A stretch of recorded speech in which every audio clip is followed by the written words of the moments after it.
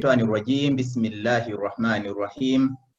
Alhamdulillahi Rabbil Alameen wa salatu wa salamu ala Rasulillahi Muhammadin wa ala alihi wa sahbihi ajma'in. Assalamu alaikum and welcome every one of you who is here to another who remain good. We experience disconnections. Last week, I had some lectures online and they were disconnected from time to time. I think due to some upgrading, so what is it? I'm not so sure actually. But Unify has been somehow experiencing some issues in some areas for the last 1 week. So your dua, please, that we don't get disconnected from beginning to the end. I talked to you about continuing. We still have, I think, 2 more categorization of knowledge. I guess next week, the last week, to talk about the different categories of knowledge. Classification of knowledge differs, as I did mention to you, it differs from one scholar to another. When you look at the ayat that describe knowledge, you'll find that Allah subhanahu wa ta'ala has described the knowledge in many, many ways. But the interpretations are also too many. So based on the interpretations, the scholars have categorized the knowledge according to the understanding. And I have categorized the knowledge also based on my understanding. You may have a different categorization. I'll be very pleased to hear from each one of you at the end of discussions that there is a category of knowledge that has not been described. Please let us know so that we can always describe it. I will be sharing 3 or 2 slides on what I'm going to be talking about. Please allow me to share those few slides that are prepared for you. Okay.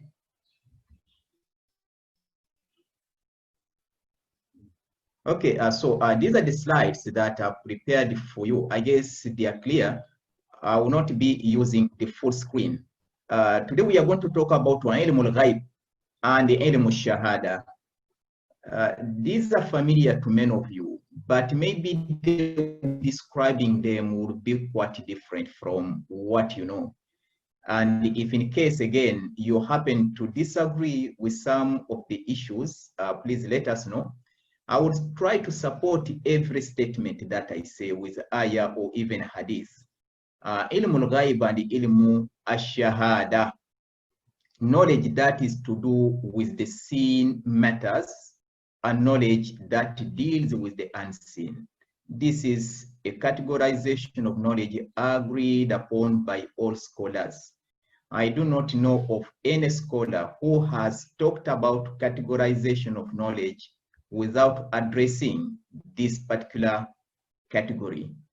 Which knowledge is considered ilmul ghaib and which knowledge is considered ilmul shahada?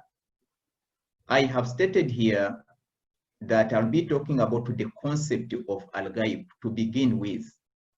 Then I'll talk about the concept of ash-shahada, and then I'll talk about the scope of human knowledge and understanding in regard to what is al-ghaib and what is ash-shahada. Then I'll talk about the concept of iman in regard to al-ghaib. So where is iman required and where is it where iman is not required? So within 1 hour that we have, I will try my best to cover all these issues. And if we still have time, I'll talk about another categorization of knowledge, inshallah. The concept of al-ghaib has been translated by many scholars as unseen. This kind of translation is limiting the understanding of the concept itself. it limits even the message that is conveyed in the concept. As you all know, the Quranic concepts are very comprehensive in meaning. They cover a number of issues.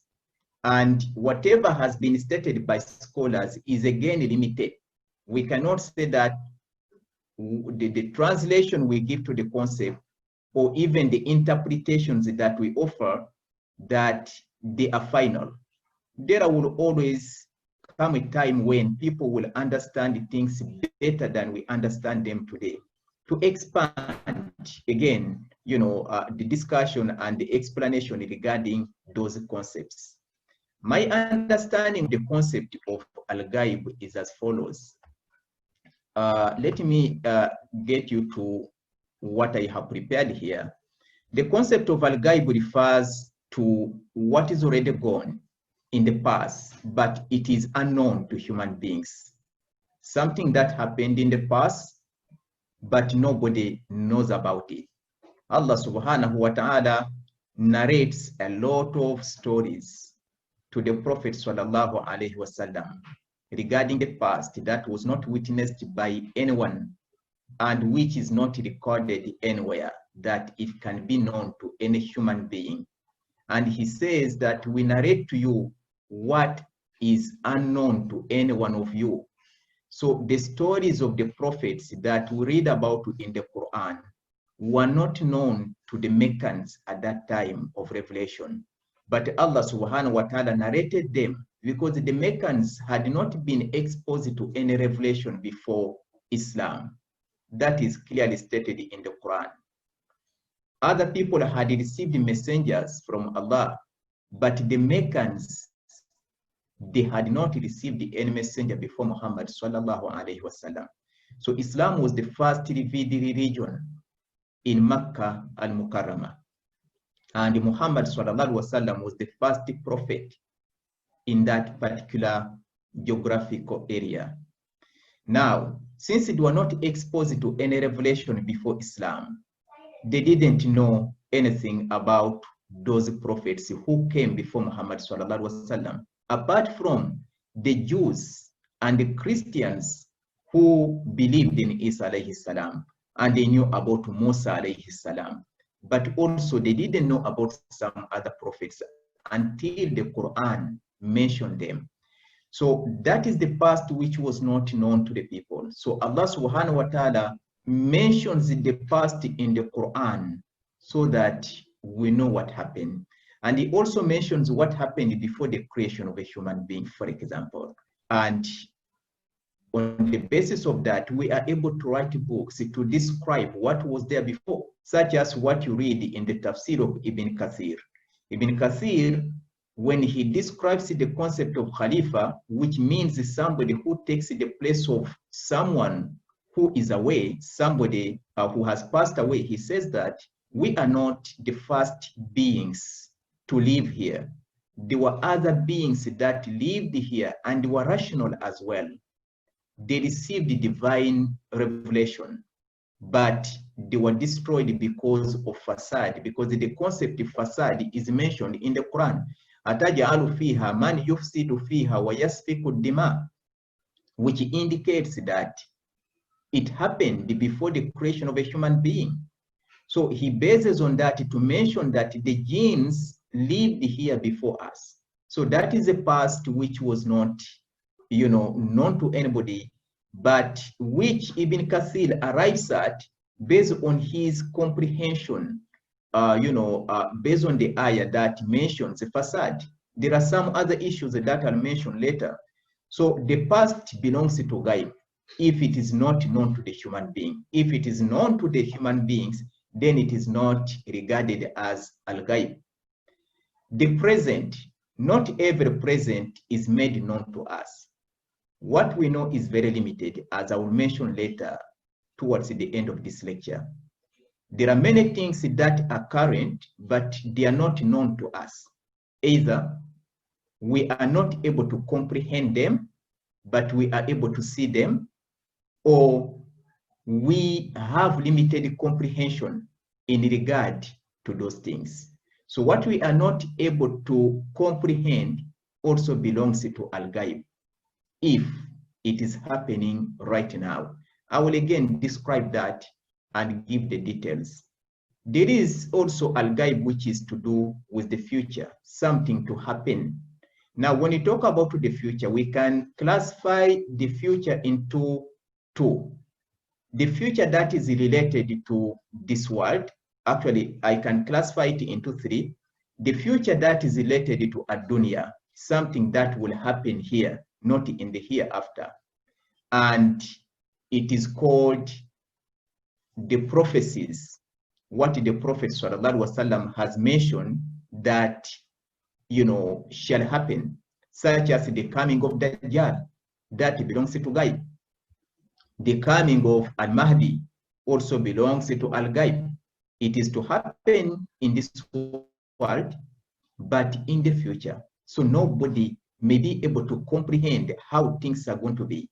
But we have received the knowledge regarding the coming of Dajjal, regarding the coming of Imam al-Mahdi, Yajuj and Majuj, but we are not able to comprehend how those things are going to be.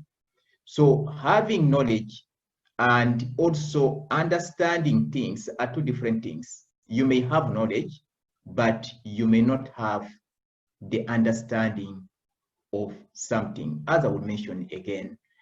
So the future that is related to al-ghaibiyat, and the future that is events, things that will happen here in this world, such as tsunami.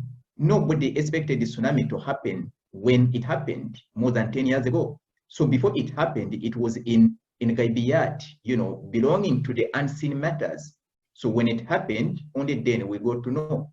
So that also is part of ghaib. So these are happen in future, but which we are not able to even predict, which we are not able to know based on the knowledge that Allah subhanahu wa ta'ala has granted us. So we have the future, which is to do with events. We have the future, which is to do with al-ghaibiyat. It belongs to al-ghaibiyat prophecies. Why I don't include the events, the future events in al-ghaibiyat? Because some of the future events are not included in al-ghaibiyat. The Prophet ﷺ did not mention them, and Allah does not mention them in the Quran. But also because of the concept of Iman, which I'm going to talk about later, we are required to be some of the things to happen in future, but not in everything. There are certain things to happen in future which are not part of Iman. We are not required to believe as part of Iman that there will be tsunami 100 years from now. That is not part of Iman. That is an event in case it is to happen. If it happens, fine. If it doesn't happen, it doesn't affect our Iman. So it is not part of Iman, in other words. But whatever is a prophecy, we have to believe in it. We don't know how they are going to happen, but it is part of Iman to believe in al-ghaibiyat, in the prophecies.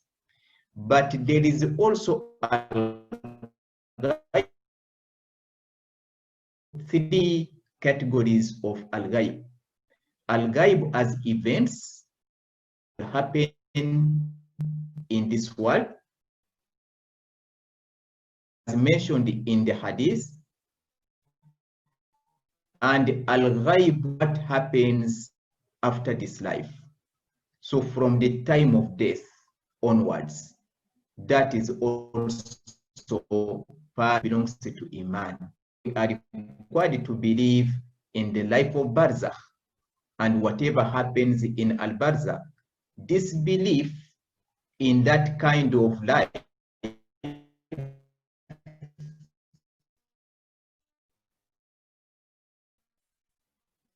is considered kufr.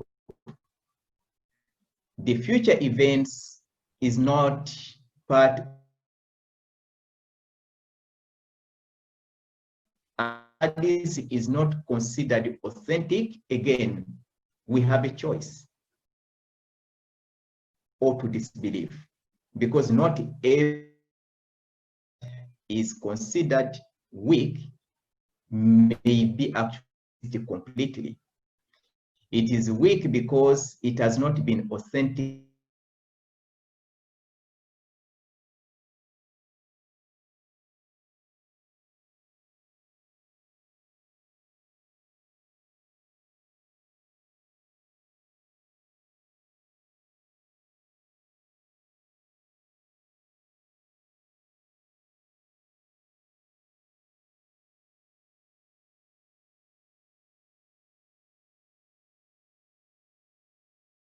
Been happening, since last week, and I'm wondering why.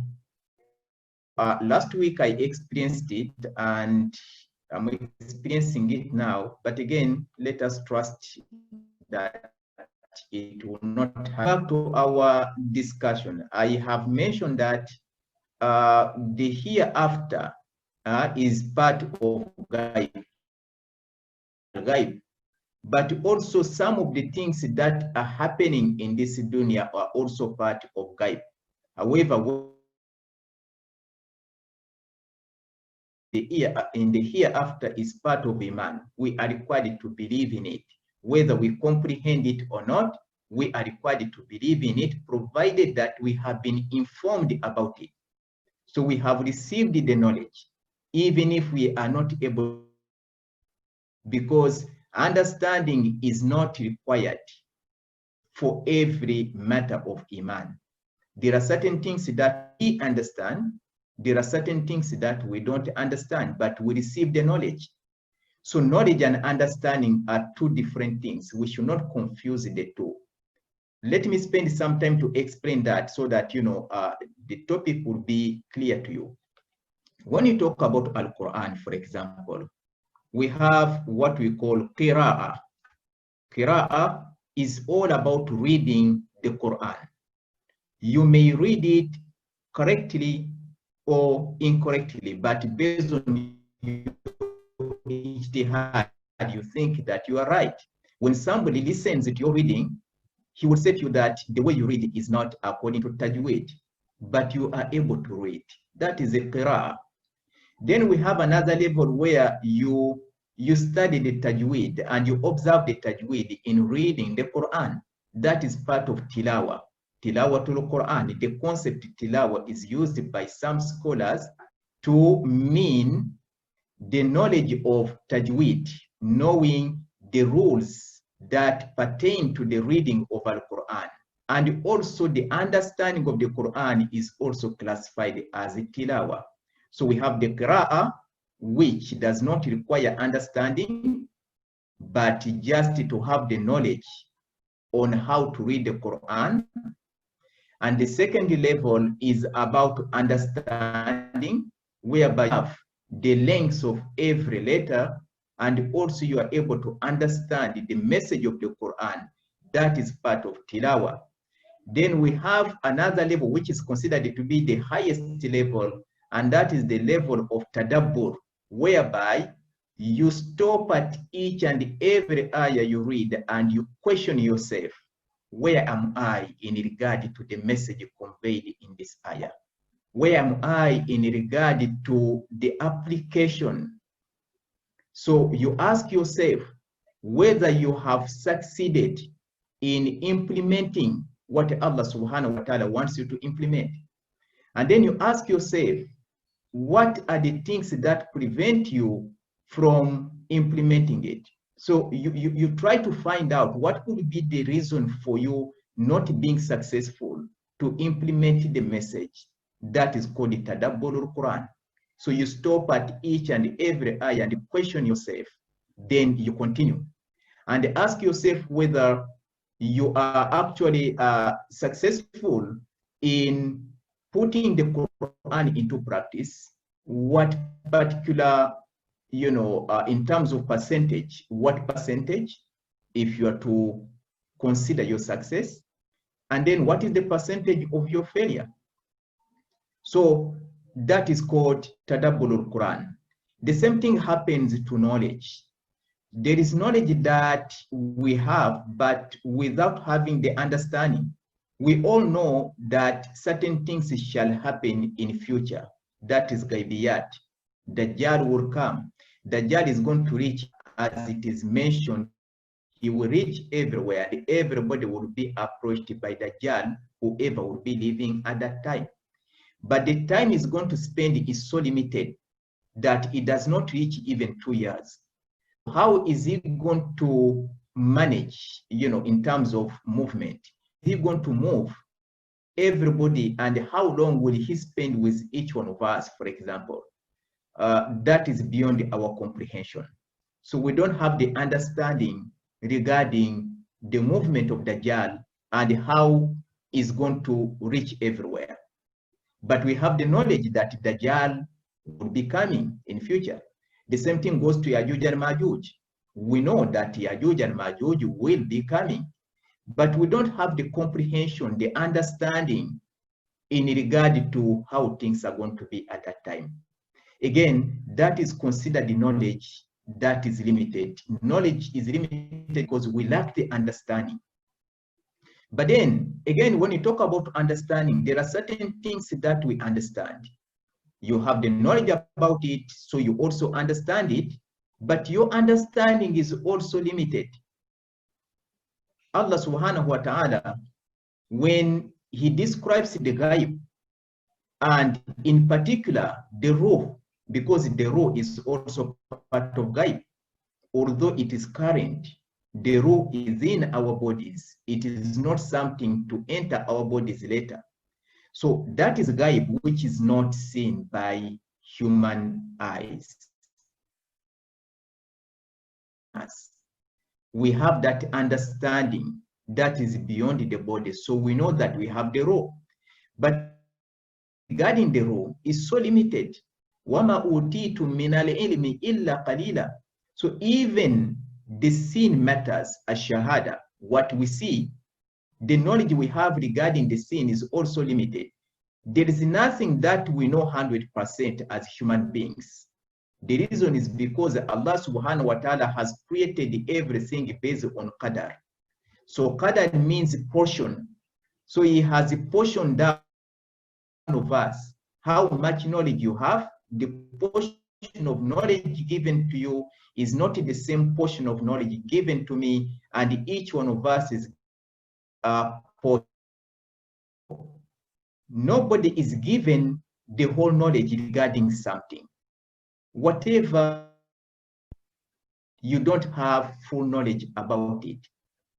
You may know me because you with me for 20 years, for 30 years, for 50 years, but there are many things that will unveil about me in terms of relationship, in terms of communication, in terms of dealings. Somebody you have trusted for the last 30 years may do something today that is unveiled to you, that will make you hate him while you have trusted him for the last 30 years. So you may say, I know that person, but to what end? Only Allah subhanahu wa ta'ala has the knowledge, which is, of course, beyond the comprehension, all knowing. You may have the knowledge again. Those who are given wisdom are very few. On the basis of that, our knowledge remains limited. Knowledge regarding the seen and even the unseen. The unseen that has conveyed to us is known to us, but we may not have it. We may have the understanding, but that we have been informed about Jannah and hellfire. We have the knowledge of Jannah and hellfire, but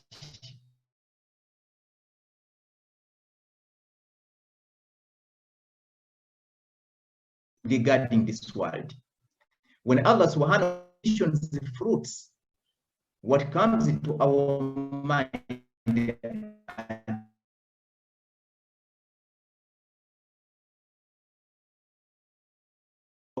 in Jannah, although we have the knowledge concerning the existence of Jannah and some of the it contains. So knowledge remains limited here. So what is unknown to us is also classified as ghaib. So the knowledge concerning the shahada, knowledge concerning the seen matters, also has another aspect of ghaib. So a concept that is limited after life, but ghaib also relates to what is happening right now, meaning that whatever we know, which is and comprehend, also got another aspect which is ghaib, that part which is unknown. And what is unknown is always bigger in scope compared to the scope that we know. You can have in mind, but the knowledge you have concerning it will always remain limited. What is unveiled to you is more than what you know. That is based on the ayat of the Quran. The reality of the dunya, the Quran, but there are many things that we think we know, but after some time we discover that we didn't actually know. I'll again give another example because to me this topic is very interesting. There is a hadith that says that Allah subhanahu wa ta'ala, people of Jannah, after they will have settled in Jannah, have you ever suffered? Have you ever seen suffering? They will all reply saying, no, we don't know what suffering is. We have never seen suffering and we have never experienced it. None of them would say, I know. None of them would say that they would have enjoyment at that time would prevent them from the knowledge that they had regarding suffering, as if them. Likewise, the people of hellfire would be asked, do you know what is happiness? Have you ever been happy in your life? They would say no.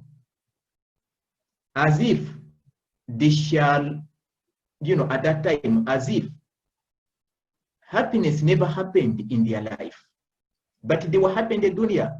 Why? Because whatever kind of enjoyment you have and the knowledge that you have regarding things, whether it is enjoyment, what is it, is always limited. You only know that actually knew was limited when you have more knowledge.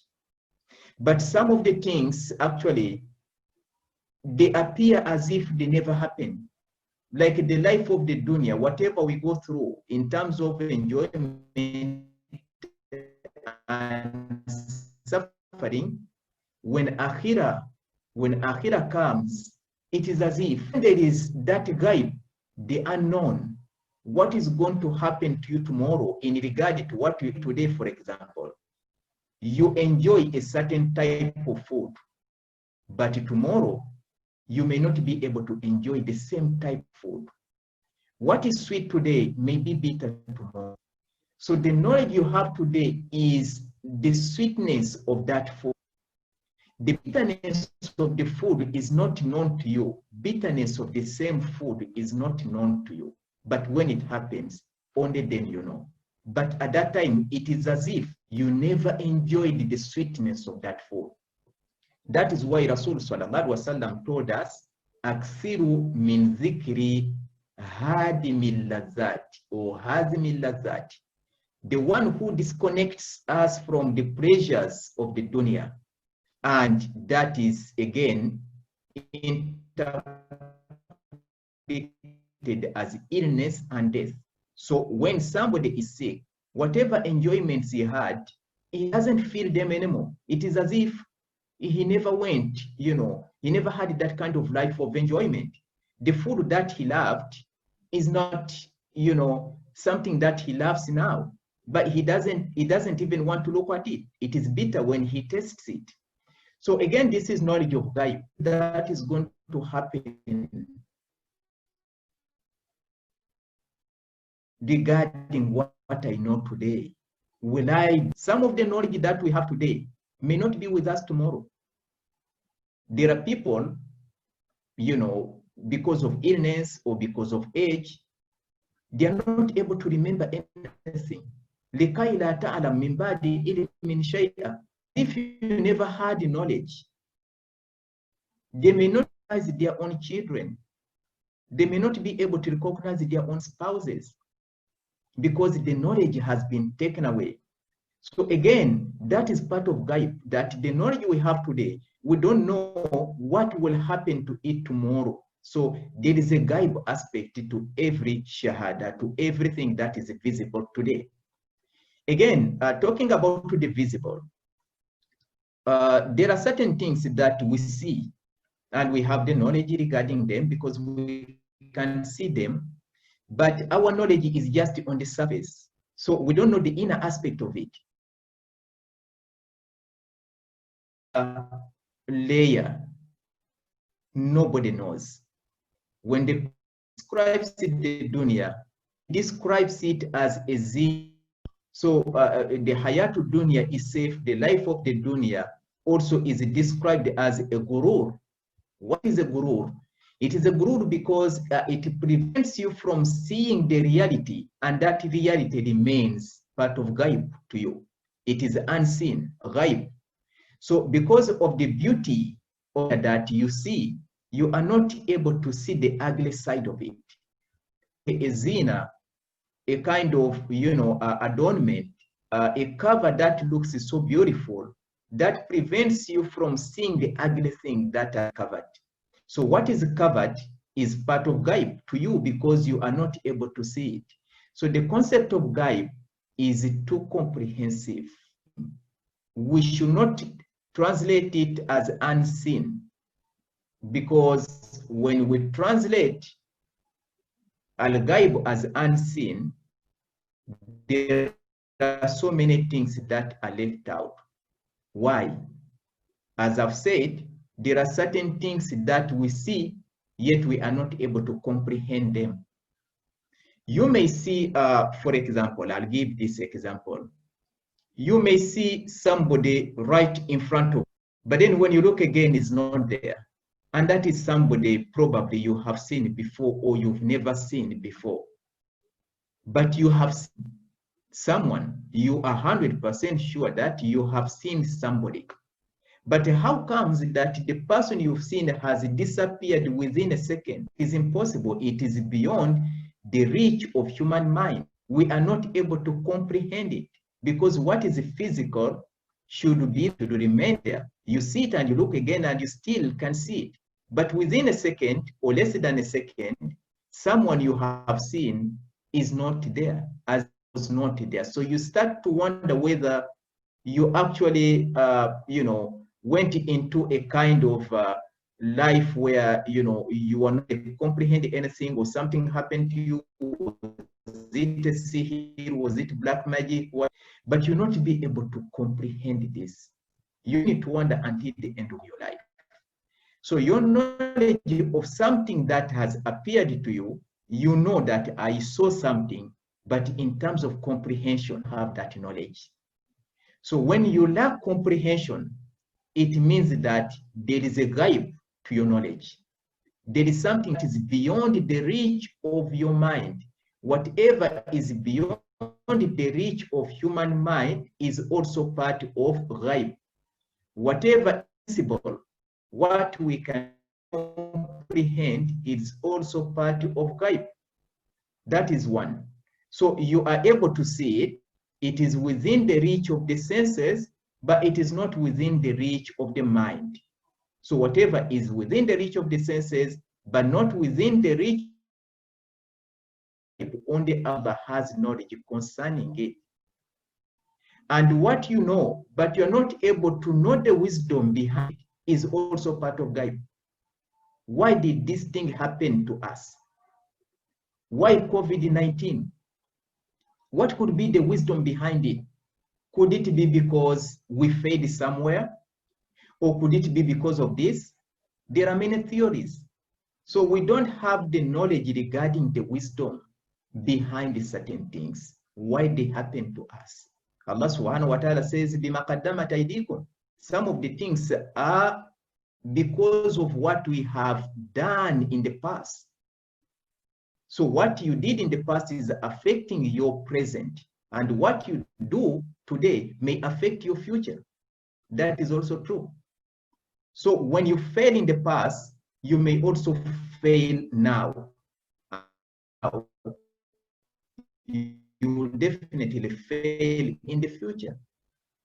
So again, the knowledge we have regarding this, whether what is happening now is because of something that failed in the past, we keep wondering.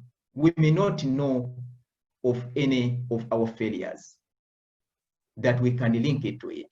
So we again continue to wonder why it is happening. Why is it happening to me? I visited one lady who kept wondering why she could not conceive. And according to the physician, the medical doctor, there's nothing wrong with her. Everything is okay. By why she cannot conceive, that is knowledge of ghaib. Because everything seems to be fine based on your observation, but there is something that you cannot see, something that the physician is not able to see. He was able to observe your body and tell you based on his observation. But beyond that observation, there is always something that only Allah knows. So we have to bear in mind that whatever knowledge we have is not the only knowledge actually that exists. There's always knowledge beyond it. And what is beyond is always more than what we have today. That is because Allah subhanahu wa ta'ala makes it very clear that everything is based on qadar. Just like the food we eat is a qadar. What is given to you today is a qadar of, what is created for you. What you are going to have tomorrow is in ghaib. What kind of qadar you're going to receive, what kind of portion of risk will be given to you tomorrow, nobody knows. But you know what is given to you today.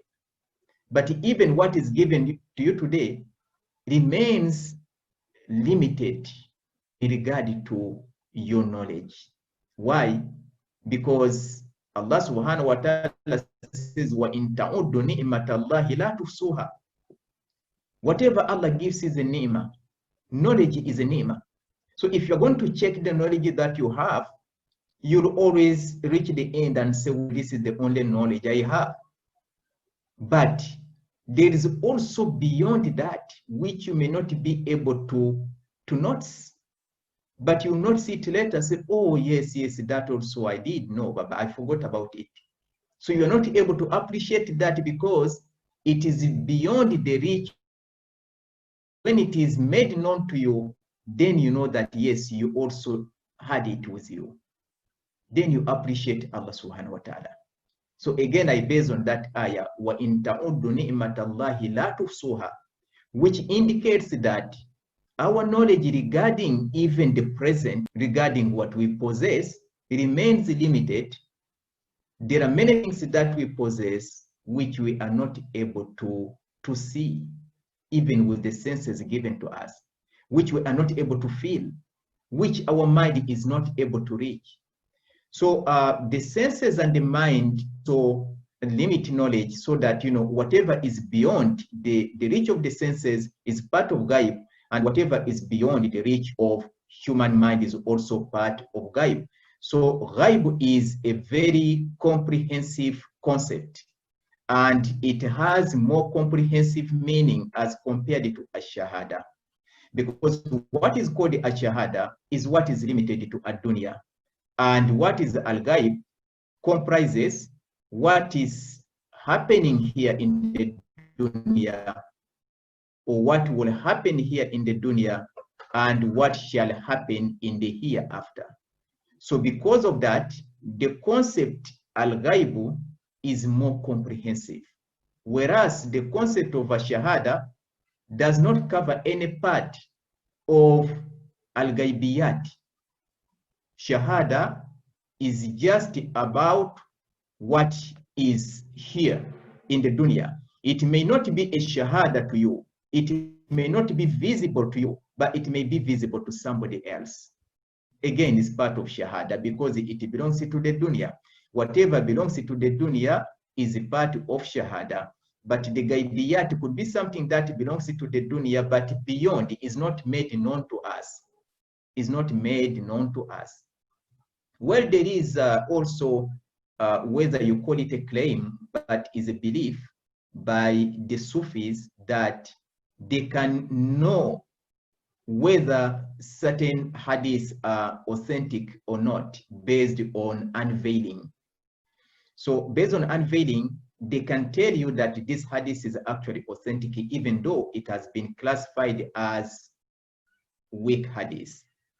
For example, Muhyiddin bin Arabi, he said the statement, Man arafa nafsahu arafa rabbah, whoever knows himself knows his Lord. This is classified as hadith, but it is not considered authentic hadith according to the ulama, because it doesn't reach the level of authenticity. It doesn't fulfill the requirements for an authentic hadith. But according to Muhyiddin bin Arabi, this is considered authentic based on unveiling, based on the kashaf, the knowledge that is given to somebody who has reached a certain level, in terms of spiritual elevation. So there are certain individuals who reach a certain level and they get to know certain things that remain ghaib to the rest. And they consider that to be something that is now unveiled. So when it is unveiled, then it is a shahada according to them. Whereas it will always remain classified as al-ghaib because the rest are not able to see it. So then there is a question here. Considered ghaib, but somebody says he knows it because Allah has given him that kind of unveiling. So should we classify it as a shahada or should we classify it as ghaib? Definitely we should classify it as al-ghaib because it is not made known to the rest of human beings. And again, whether kashfu can be considered as a way of knowing things or not, the ulama have different views, wallahu alam, in regard to that matter. Well, this is about the concepts of al-ghaib wa shahada. And iman is only required in regard to the ghaib that Allah has mentioned in the Quran or the ghaib that is mentioned in the hadith. Disbelief in that ghaib is considered kufr. So comprehension is not required to believe in that ghaibiyat. What is required is knowledge, that you have received the knowledge regarding that particular thing to happen.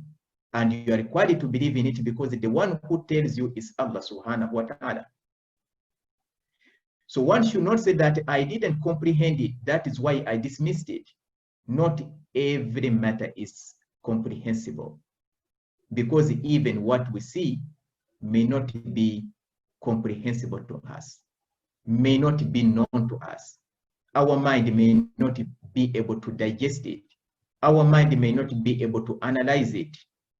We may not be able to understand it. That is the limitation of knowledge with regard to whatever is given to us. And that is the reason why it is very important to talk about this category of knowledge. Now, with the limited time we have, and also some other issues that require discussion, let me just look at some of the things here. I have already explained this, and the concept of shahada has also been described. We have this category of knowledge which I'm supposed to talk about today, but just briefly talk about it maybe in just 5 minutes, not more than that, or 3 minutes. Then I'll continue right from here next week to cover the other category of knowledge which we are yet to cover, and maybe another category of knowledge which I did not state on the outline that was given to you. I'll mention it inshallah next week. So the ilm which is considered ilm al-aini, which is obligatory upon every humankind, and the ilm which is kifai, kind of obligation. The scholars have different interpretations of these two concepts, and you have a right to dismiss some of the things that I may say, or some of the things that others have said regarding which knowledge is fardu ain and which knowledge is fardu kifaya. Certain things, but certain things may not be. Even what is supported may be interpreted differently. Now, when you talk about which knowledge is considered the aini, that every individual human being is required to attain it. Of course, this knowledge regarding who you are is the fardu ain. You need to know who you are, because if you don't know who you are, you'll not be able to humble yourself before your Lord. You need to know how you have been originated. You need to know your origin. That is the reason why the Quran tells you who you are in regard to your origin. Allah subhanahu wa ta'ala mentions in many verses of the Quran, He has created a human being from twin, turab, sulala, nutfatun amshaj. So many concepts are used in the Quran to tell you who you are. And whatever Allah mentions is actually unworthy. Is unworthy, is not something valuable, is not something that you can sell and get money. You cannot sell the source of your creation, the substance from which you have been created. It cannot be sold. That it is something valuable, that somebody will offer you a big amount of money. So you are from that substance. And the reason why Allah mentions this is to let you know who you are. That is self-knowledge, or knowledge of the self. So when you know who you are, you will always remain humble, because there is no any basis for somebody to be arrogant and raise himself to a level where he has not been permitted to reach. Ibadah is all about being humble. All the ibadat we do in Islam, the objective of those ibadat is actually to make us humble. If we don't attain that attribute, then those ibadat are not considered, fruitful on our side. Not to say that these ibadat are not fruitful in the case of others, but on our side, it means that we have to attain what is expected. Now, that is self-knowledge, which is a fardu ain, to know oneself. But to what extent? Not everything about yourself.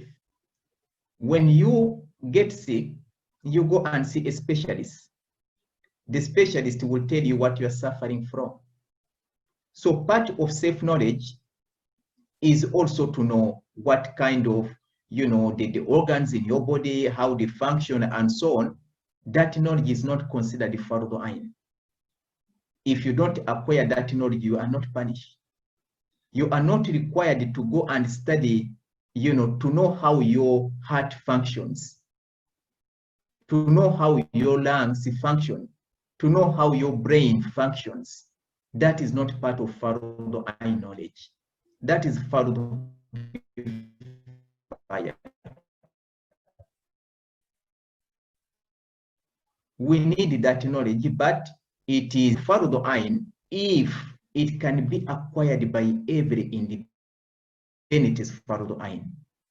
If it is not possible for majority of human beings to acquire it, then it's not fardu ain, because it is beyond their ability. And Allah subhanahu wa ta'ala says, La yukallifu Allahu nafsan illa wus'aha. Allah that is beyond our ability. So it is a ability to acquire ability to acquire it, and the rest they don't have it. So a few individuals have the ability to acquire that knowledge, but the majority they don't have the ability to acquire it. Then it is fardu kifaya. The rest will be exempted, but the ones who have the ability to acquire it are obligated to acquire it, because if you never have the ability to acquire a certain type of knowledge that is required, that is needed, individual, even society, is obligated to go for it. Later we'll talk about tafaquh fi din, because this topic is quite wide. Allow me just 1 minute. Allah subhanahu wa ta'ala din. I'll give the ayah to you quick, and is telling, you know, not every one of us to go for that, but a few individuals to go for at-tafaqquh. So nafar, we are talking about a limited number of individuals go out in order to get into at-tafaqquh fi din, which is to specialize.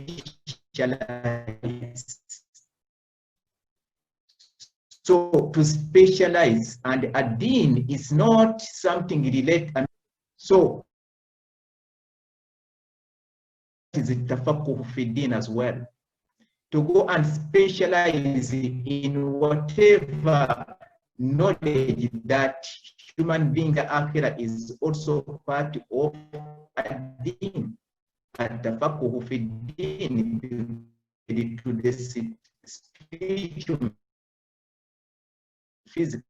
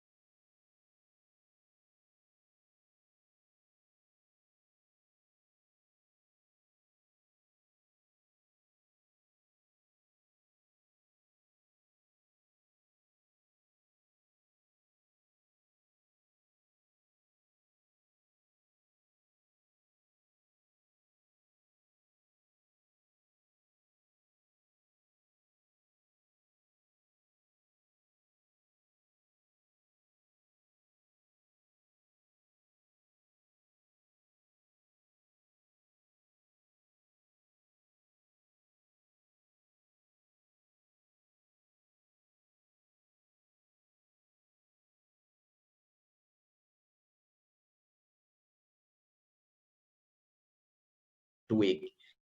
So inshallah, whatever has not be discussed next week, inshallah, fardu ain and fardu kifaya would be the categorization that I'll be talking about next week.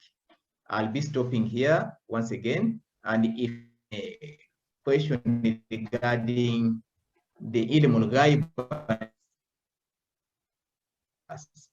jazakumullahu kulla khair, wassalamu alaikum wa rahmatullahi wa barakatuh. Waalaikumsalam warahmatullahi ta'ala wabarakatuh. Thank you so much, our dear Prof. Kabuye. Prof, our friend said maybe it's better without video, just audio only for question and answer. You stop your video, just use audio it's the only. Same, huh? Okay.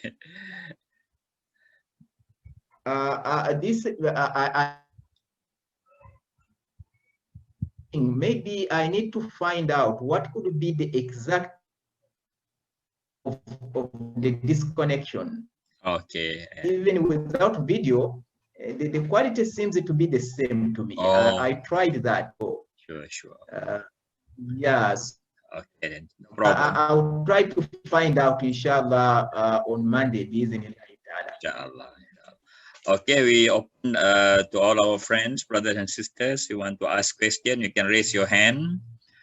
We can unmute you, or you can write on in our chat box. I think this issue of al-ghaib is very, very important.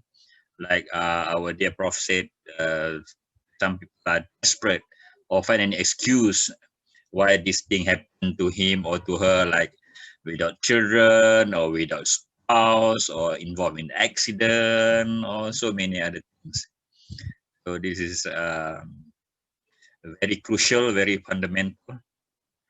Anyone want to ask question? I see Brother Aliu Al-Haji there. You want to ask? I can unmute you.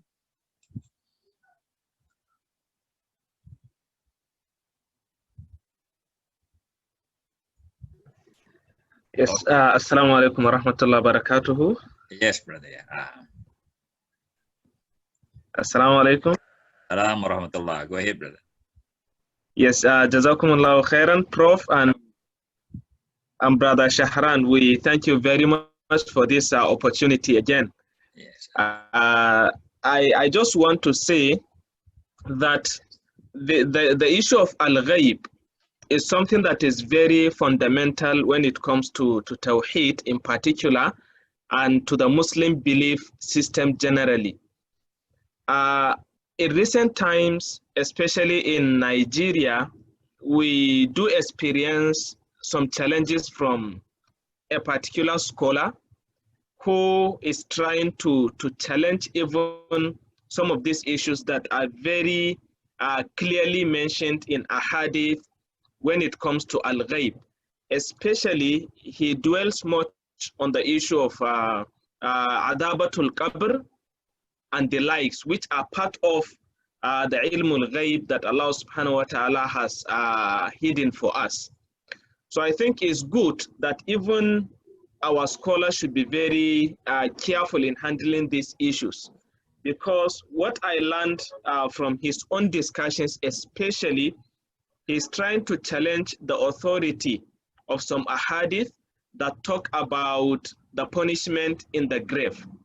Punishment in the grave. And these are issues that once they are touched, so the very fabric of our own belief system is challenged. I really appreciate how Prof is giving us this dissective explanation to these issues. And inshallah, with this, many of our Muslim brothers and sisters are going to get this very clearly. Jazakumullahu khairan, and we hope that inshallah we get more from you, Prof. Inshallah. Very good question. Yes, Rosman, Kabuye. Jazakallah kulla khair. That is very important question actually, and it is not only in Nigeria but even in Malaysia and other Muslim country videos who actually oppose whatever kind of views of the scholars regarding the azab al-qabr. And I shouldn't call these views because these are matters of beliefs.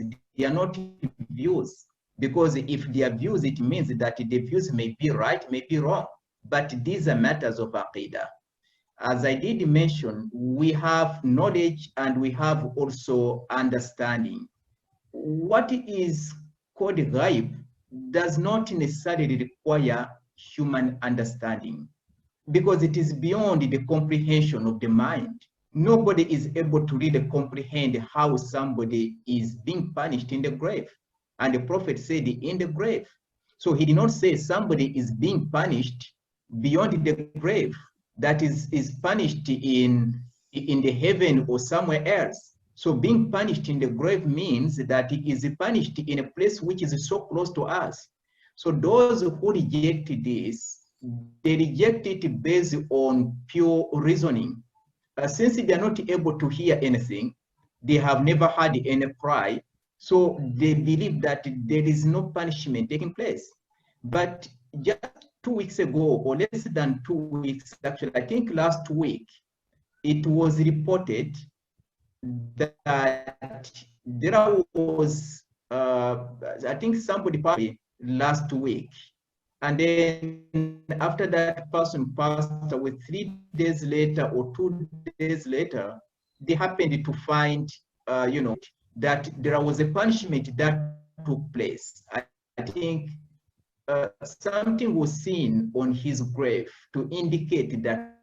Also a story before that, that there is somebody who passed by a grave and he had, somebody crying. And when he listened carefully, the cry was coming out of, one of the graves in that place. Based on this, let's say, to confirm the punishments in the grave, because somebody had somebody crying, or there was evidence, something was seen, for example, was seen coming out of somebody's grave, or they found a snake, probably, on the body of no. These are not considered evidence, because that is part of ghaib. So being part of ghaib means that there is no any way that a human being can know that is in regard to what is hidden. There's no any way that we can see it, that yes, I saw it. No, there is no way. Only a prophet is given knowledge with the permission of Allah to know what is happening in the grave. What is required from us is actually to believe even without understanding what is happening in the grave. But if you are able to understand that, your understanding remains limited. You get into the grave. So